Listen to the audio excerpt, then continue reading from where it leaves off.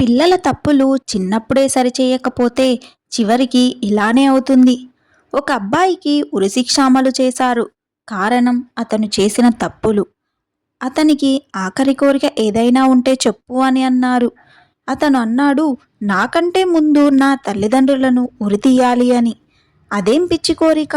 జన్మనిచ్చిన తల్లిదండ్రులనే ఉరితీయమంటావా?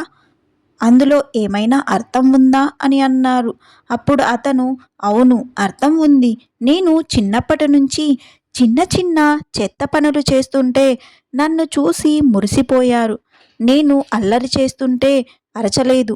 వయసొచ్చాక తప్పుడు పనులు చేస్తుంటే నన్ను మందలించలేదు. ఆ తరువాత నేను వ్యసనాలకు బానిసయ్యాను.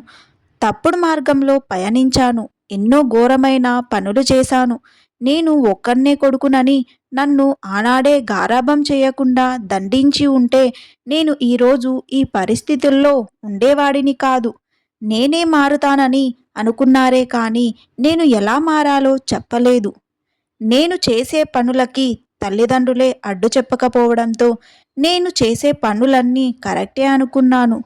ఇప్పుడు అలాంటి పనులు సమాజం అడ్డు చెబుతుంటే తెలిసొచ్చింది నేను నడిచింది తప్పుడు మార్గమని. నాడు వాళ్ళు నన్ను అలా వదిలేశారు కాబట్టే నేనిలా ఉరికంపంపై ఉన్నా. అందుకే నాకంటే ముందు నా తల్లిదండ్రులనే ముందు ఉరితీయాలి అన్నాడు. అందుకే పిల్లలపై తల్లిదండ్రుల పర్యవేక్షణ ఉండాలి.